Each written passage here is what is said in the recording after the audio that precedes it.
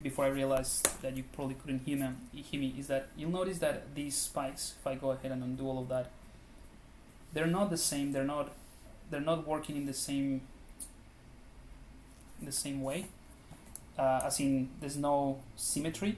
That is because I reduced the sphere at the very beginning. I reduced it too much, so I lost a little bit of that symmetry. So when I started creating this, for the most part, it is symmetrical, but there's no necessarily symmetry in the topology. So there's not like a center line, and every time that I decimate, I lose a little bit of that.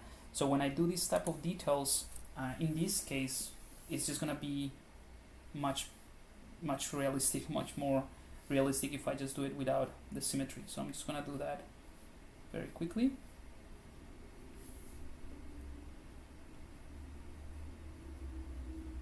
And that would also add an element of randomness, or not randomness, more like or a feeling of this is more an organic thing if it is not symmetrical. And you can break symmetry at any point, really.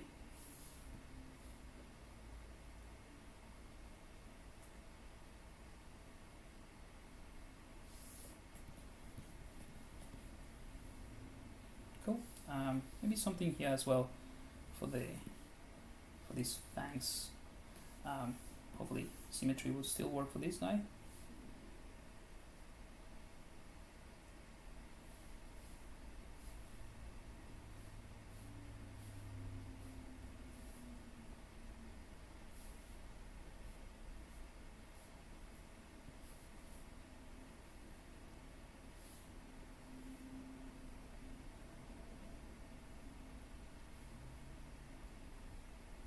I'm just having fun with these smaller details.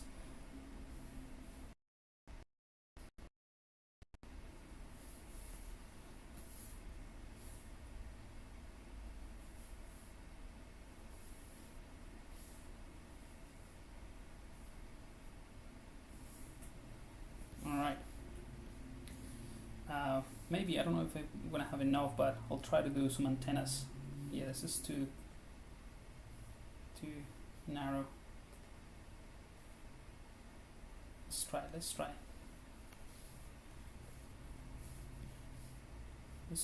bit by bit. So I'm going to push these.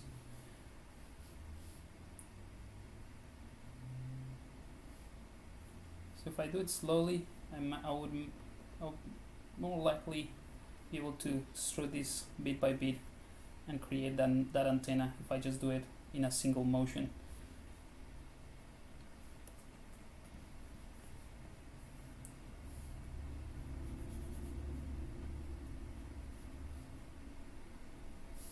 Use the inflate brush again.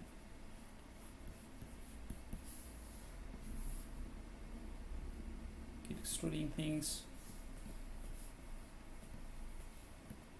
and again inflate brush, just to add more volume and being able to push things like that.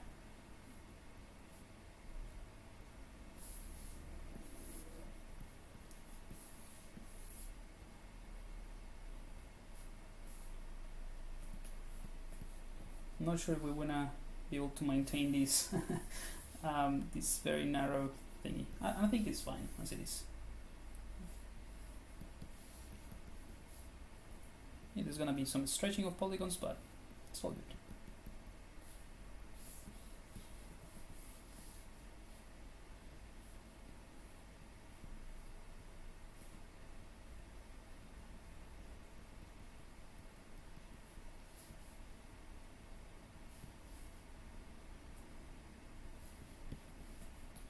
Alright, I think that's it. Just to wrap it up, let's use the standard brush with a very low, small brush size, and I'm just gonna add some bumps in certain areas here. Kind of like just to show you a quick process of detailing. I mean, that's kind of like implied with all this stuff that we've been doing, but adding a little bit more of a surface noise, I guess, texture. Any other question? Thank you. Glad you like it. Thank you very much. Yeah. So I think this is a good example of what ZBrushCoreMini can do. So yeah, it came out all right. So yeah, just you don't need obviously in ZBrushCoreMini you don't have an alpha or a stroke type, which is another way to really control to a greater degree, let's say, your the way that you create stuff in ZBrush. But it's just more manual. That's all there is. So all of these things I could have done it if I had ZBrush open, maybe with the spray stroke and with a smaller alpha, or clicking and dragging. But you can do achieve the same thing just by doing what I just did, just more manually clicking and dragging to create this more of a bumpy area towards the sides of these panels. One more thing just to wrap it up, because I think we just made this is the final thing, and I'll just have a look at the chat. So with the inflate brush, what I'll do is go through all of these crevices, and because the inflate brush pushes the polygon along the normal, it's going to tighten everything and make it feel like a lot better, right? So this is just a last minute tweak, and this is something that I would do towards the end of like a sculpture like this, just because there might be some overlapping. So during the sculpting process, it's not ideal to have overlapping geometry. But now that we are kind of like at this stage, we can tighten all of that and make it feel more integrated, the panels and all of that.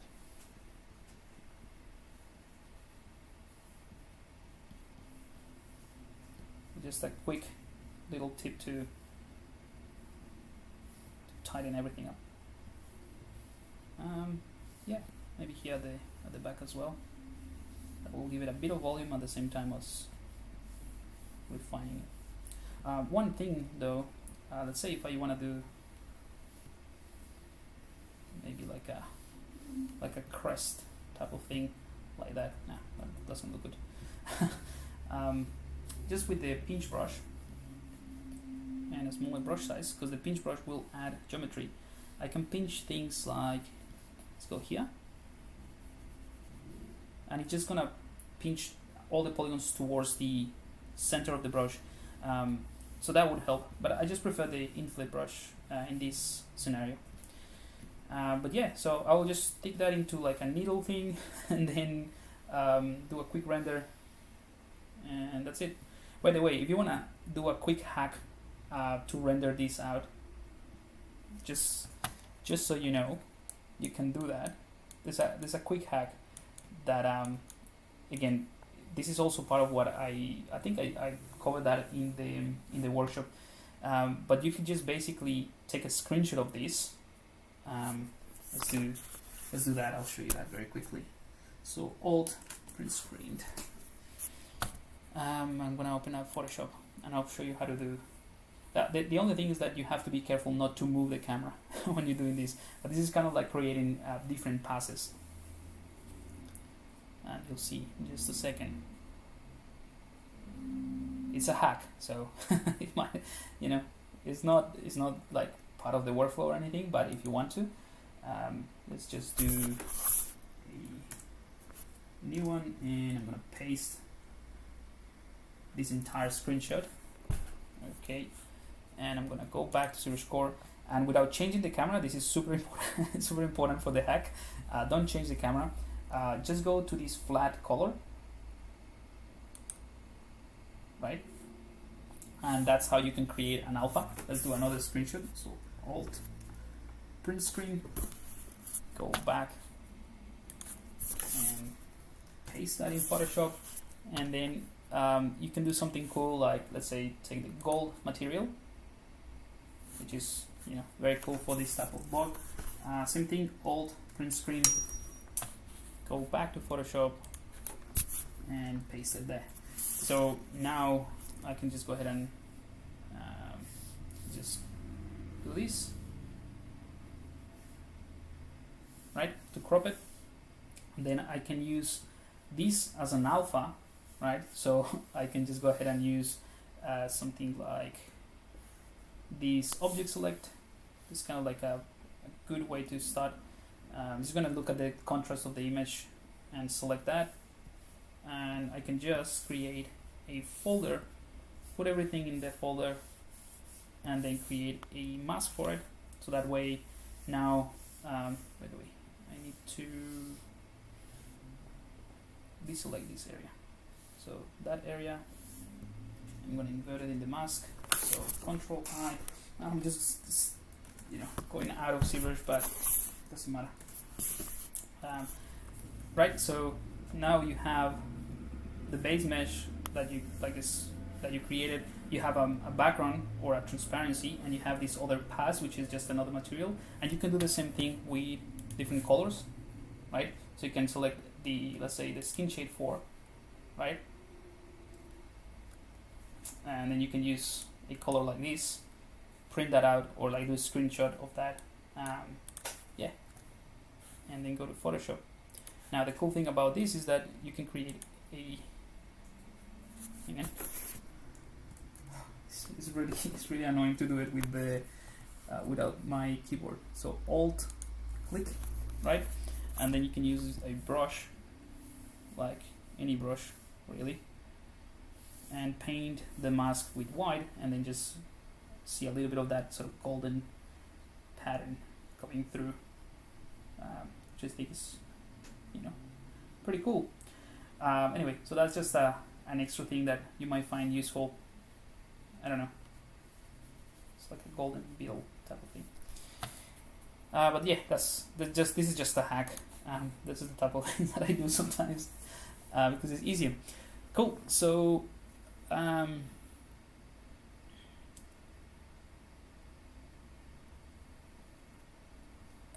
I unpacked the chair after the move? You mean this chair? Yeah, I already had it. There's no need to unpack it.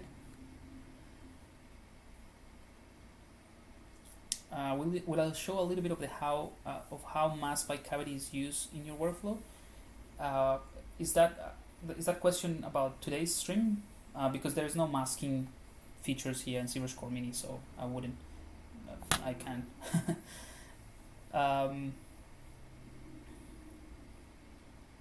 Thanks, Alex. I'll see you tomorrow in the Extra Mile live session. You're not using your headphone mic? I am. This is the headphone mic.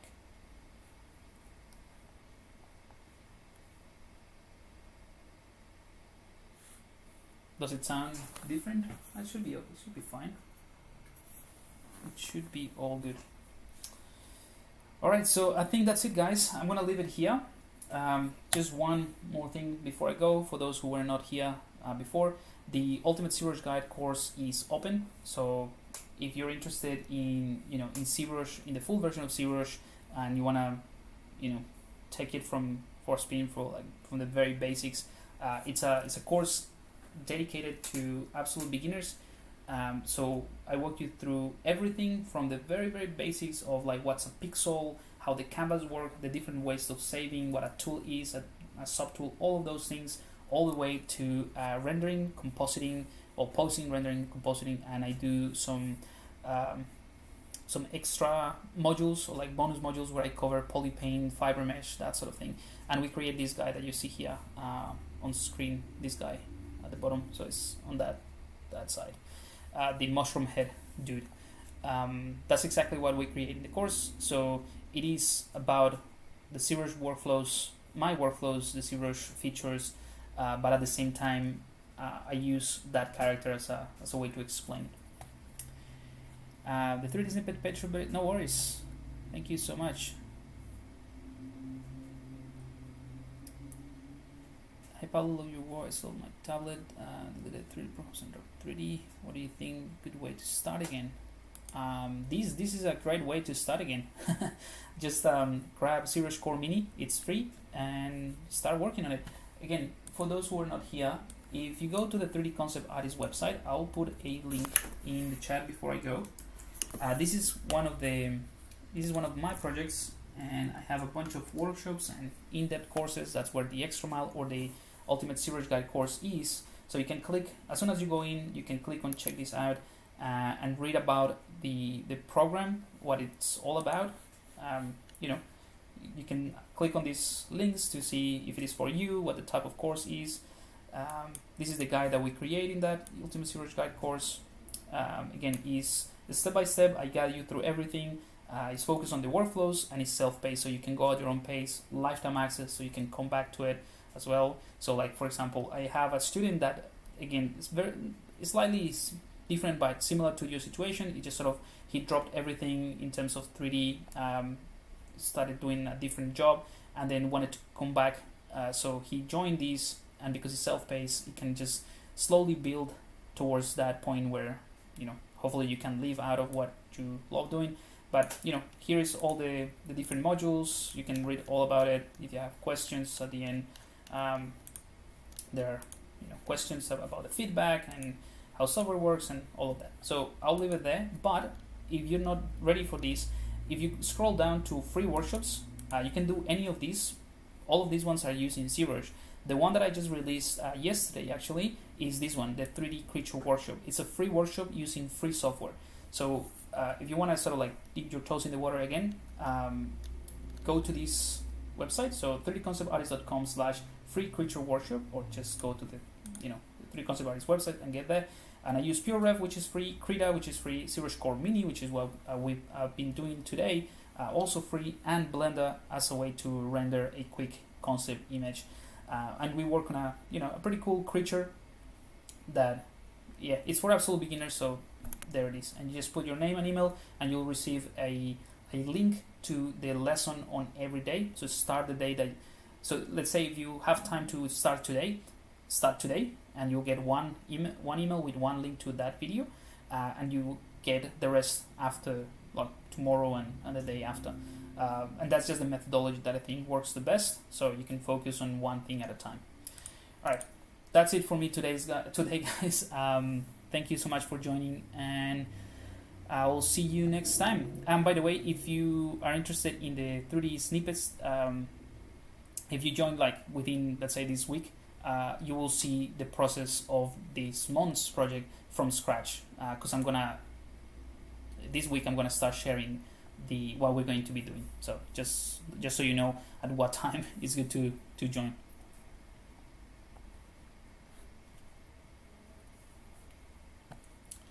All right, so have a good one, and I will see you next time. Cheers, guys.